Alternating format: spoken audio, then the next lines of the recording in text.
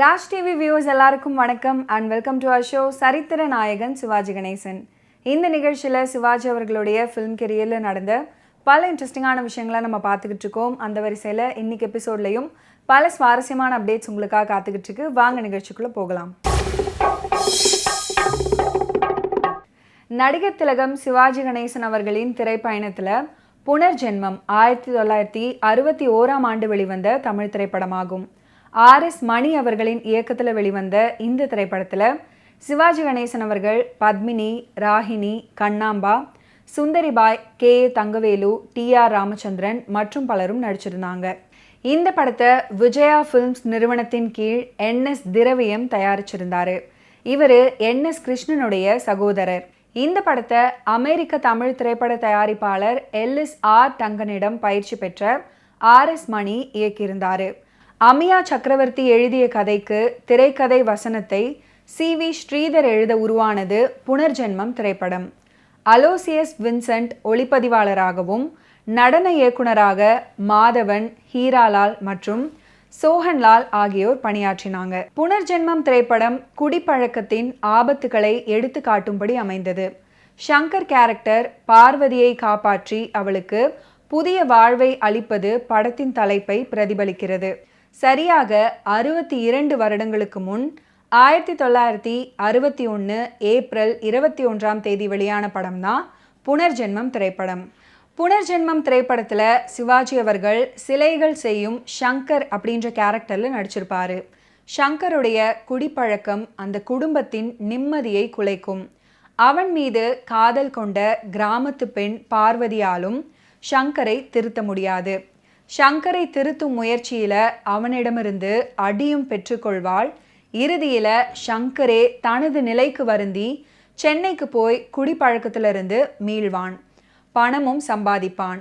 பத்மினி மற்றும் சிவாஜி கணேசன் அவர்களுடைய அற்புதமான நடிப்பு, அதன் சுவாரஸ்யமான திரைக்கதை, ஸ்ரீதருடைய வசனம் மற்றும் அனுபவம் வாய்ந்த திரைப்பட தயாரிப்பாளர் RS மணியின் திறமையான இயக்கம் ஆகியவற்றிற்காக இந்த படம் நினைவில் இருக்கும் என்று பத்திரிகைகளில் விமர்சனங்கள் வந்தது. கண்ணதாசன் அவர்கள் புனர்ஜென்மம் படத்துக்காக ஒரு பாடல் எழுதியிருக்காரு. அந்த பாடல் தான் நான் இல்லை என்றால் அப்படின்னு தொடங்கக்கூடிய பாடல்.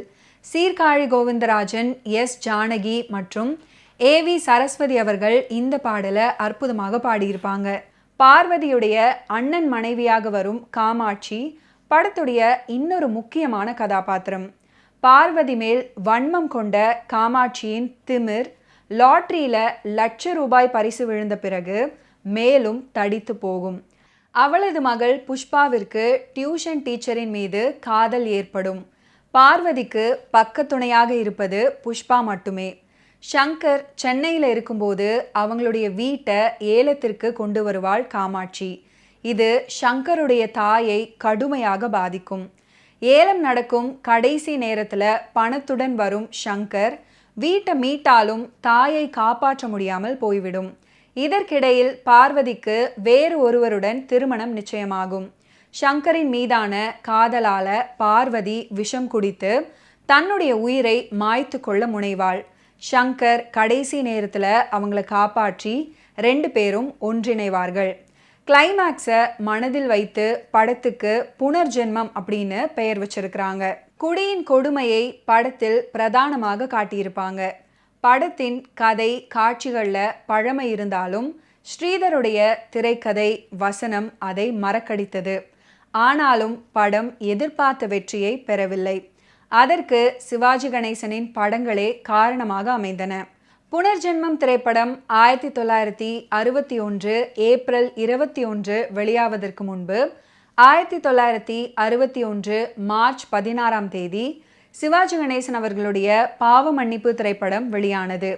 கதை, வசனம், இயக்கம், நடிப்பு அப்படின்னு அனைத்து அம்சங்களும் அழகாக பொருந்திய படம் அது. காலங்களில் அவள் வசந்தம், வந்த நாள் முதல், அத்தான் என்னத்தான், எல்லோரும் கொண்டாடுவோம், பால் இருக்கும் பழம் இருக்கும், சிலர் சிரிப்பார் சிலர் அழுவார் அப்படின்னு அட்டகாசமான பாடல்களுடன் திரையரங்குகளில் பாவ மன்னிப்பு பட்டையை கிளப்பி கொண்டிருந்தது.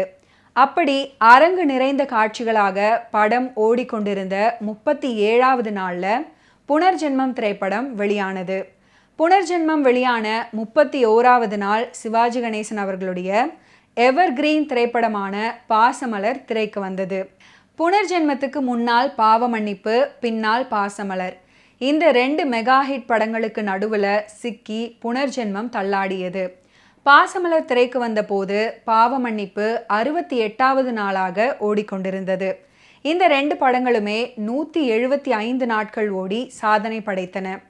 பாவமன்னிப்பு, பாசமலர் படங்களுக்கு நடுவில் மாட்டிக்கொள்ளாமல் இருந்திருந்தால் புனர்ஜென்மமும் 100 நாட்கள் ஓடியிருக்கும். குடியின் கொடுமையை உரக்க சொன்ன புனர்ஜென்மம் திரைக்கு வந்து கிட்டத்தட்ட 65 ஆண்டுகள் ஆகிறது. ஓகே வியூவர்ஸ், இன்னைக்கு நிகழ்ச்சியில் நடிகர் திலகம் சிவாஜி கணேசன் அவர்களுடைய ஃபிலிம் கெரியரில் நடந்த பல இன்ட்ரெஸ்டிங்கான விஷயங்களை நீங்கள் பார்த்து தெரிஞ்சிருப்பீங்க. மீண்டும் அடுத்தடுத்த எபிசோட்ஸில் சந்திப்போம். நன்றி, வணக்கம்.